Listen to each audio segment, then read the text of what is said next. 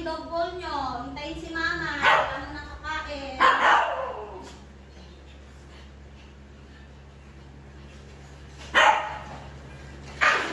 O, huwag kayo nakakuhan. Halika na.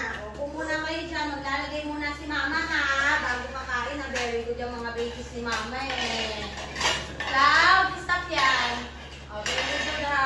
Hindi talaga sila kumukuha kasi naghihintay sila. Lahat po sila marunong talaga makinig kay mama. Kasi, tinuturuan na ni mama.